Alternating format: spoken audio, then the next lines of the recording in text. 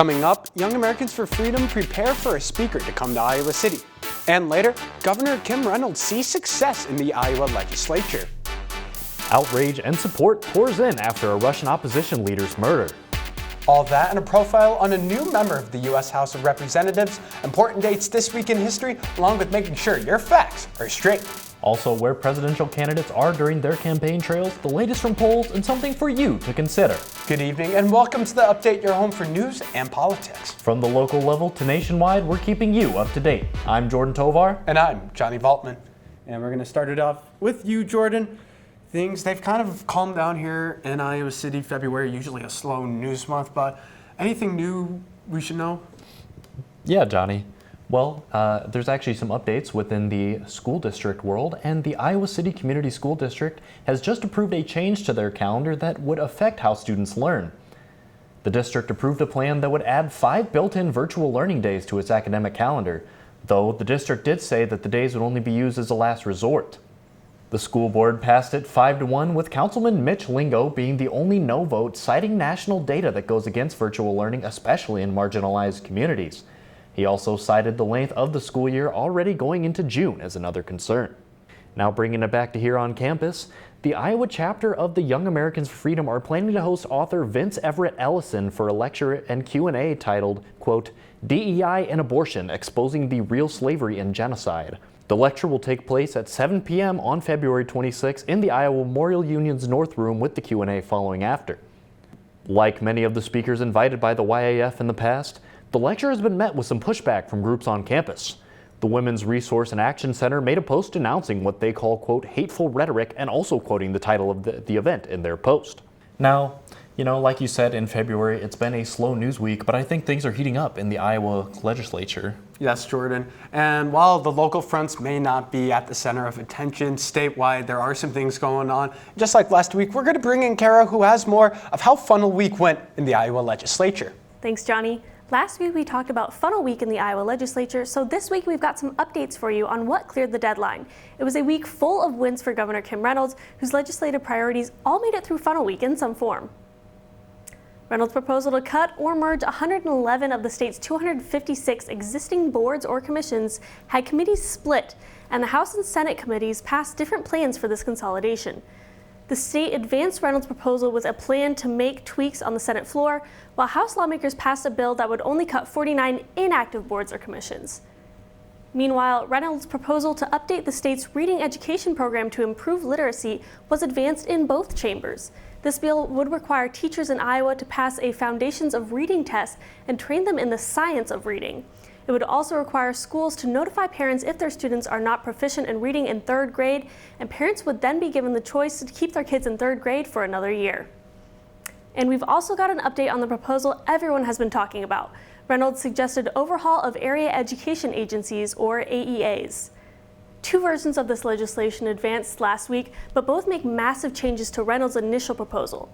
The bill that's been moved forward by the Senate Education Agency would require AEAs to keep providing special education, general education, and media services, with a more gradual shift of funding from AEAs to school districts directly. At that point, districts would have the option to keep working with AEAs or not. The House bill would require that special education funds be used by school districts with AEAs, and also sets a 3-year timeline for districts to start working with outside providers. Neither of these proposals are finalized, and lawmakers expect more changes to be made before they see any debates. Jordan and Johnny, I'll send it back to you. Thanks, Kara. And Jordan, while some of those bills still have a long ways to go, there are things going on in the world that are having major impacts right now. Yeah, and we're going to send it out to Jace, who's got more updates on the national level. Thanks, Jordan, and leaders around the world are reacting to the murder of Alexei Navalny. Navalny had been Russian President Vladimir Putin's most outspoken critic since the early 2010s, launching investigations into the government and leading protests against the oligarchs of the country. Navalny had attempted to run for president against Putin several times, but was either barred by the government or arrested before the election. He frequently alleged that the votes were rigged in Putin's favor. There were several attempts on Navalny's life prior to his death. In 2017, he was sprayed in the face with a chemical agent by unknown assailants in an attack that left him blind in his right eye. In 2019, after another arrest, he was hospitalized with severe damage to his eyes and skin. And most recently in 2020, Navalny fell violently ill while returning to Russia, eventually falling into a medically induced coma. A few days later, he was discharged from the hospital and sent to a prison in western Siberia. In all of these cases, Navalny accused Putin of being behind the illnesses. On Friday, Russian officials reported that Navalny had died of, quote, sudden death syndrome after falling ill while on a walk outside. Navalny had previously complained of malnourishment and unsanitary conditions at the prison. Support for Navalny's family and outrage towards Putin have poured in all around the world as Russian officials are working to suppress protests. As he intends only to dominate. And if that means killing your opposition, as he's done with so many people over so many years, or invading a peaceful neighbor and trying to bend it to his will, that's what he will do. You know, like millions of people around the world, I'm literally both not surprised and outraged by the news. He bravely stood up to the corruption, the violence, and all the bad things that the Putin government was doing. This comes after former President Donald Trump indicated that he would withdraw U.S. support from NATO and allow Russia to do, quote, whatever the hell they want to if reelected, causing concern from both parties. When you hear Donald Trump say in South Carolina a week ago that he would encourage Putin to invade our allies if they weren't pulling their weight, that's bone-chilling. Trump has yet to comment on Navalny's murder, leaving many worried that a second term could embolden Russia around the world. And now I'm going to send it to Johnny and Jordan in the studio.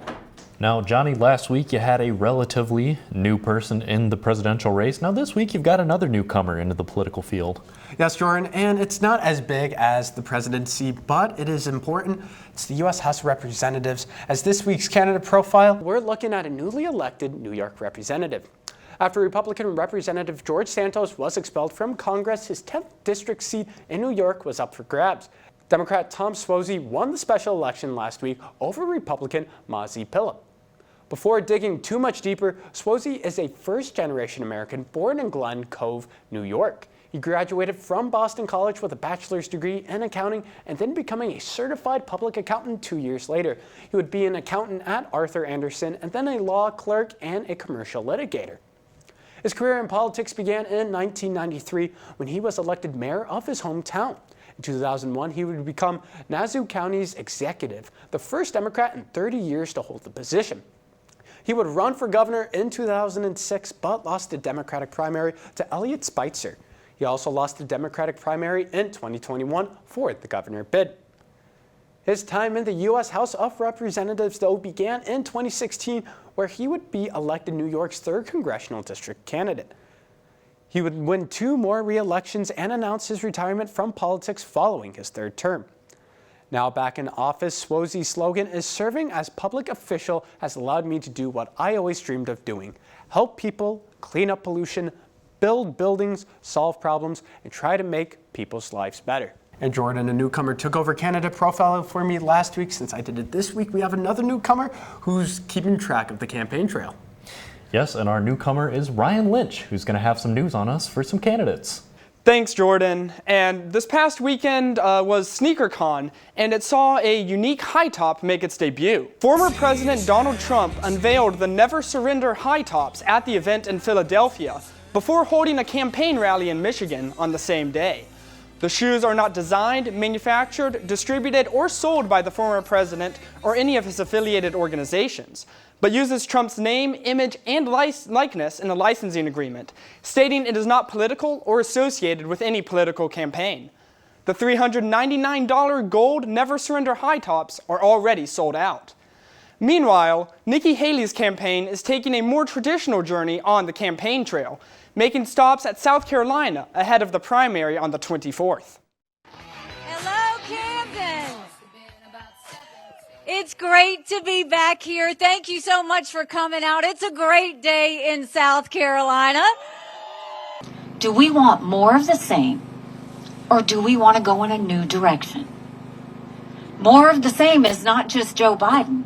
More of the same is Donald Trump. And if you look at where we are, do we really need to say the best we can do are 2 80-year-old candidates? And yesterday, the country celebrated George Washington's birthday. George Washington's birthday is celebrated on the 3rd Monday in February and is commonly known as President's Day. The holiday was established in 1879 and only applies to the federal government in Washington, D.C., since Congress has not made a federal holiday binding to the states. Celebrations for Washington's birthday started in 1832 at the recommendation of then-Senator Henry Clay, out of respect for the United States' first president.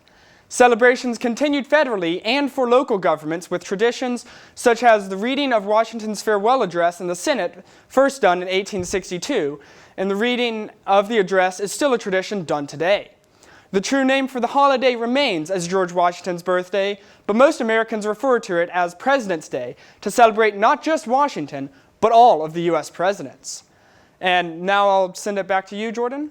Thanks, Ryan. Welcome to the show.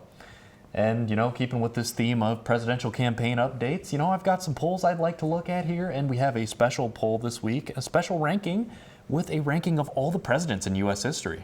And Jordan, it would have been nice to have President's Day off here, but, I'll take the polls. Yeah, so the 2024 of the Presidential Greatness Project survey was released recently, and the results yielded some surprises. Historians across the country were asked by Brandon Rottinghouse of the University of Houston and Justin Vaughn of Coastal Carolina University to rank each and every U.S. president on a scale of 1 to 100. The presidents would then be ranked on whoever had the highest score on average. Topping the list was Abraham Lincoln, who signed the Emancipation Proclamation to free slaves, and Franklin Delano Roosevelt, who led the country through the Great Depression and World War II in a record 4 terms in office. Rounding out the top 5 was Thomas Jefferson. Now, bringing it back to recent times, there's a huge gap between current President Joe Biden and challenger former President Donald Trump. Biden sits in 14th, just edging Woodrow Wilson and Ronald Reagan out by less than a full percentage point. It's a much different story for Trump, however, who sits in dead last, ranking 46 out of all 46 presidents, finishing behind the likes of Lyndon B. Johnson and James Buchanan.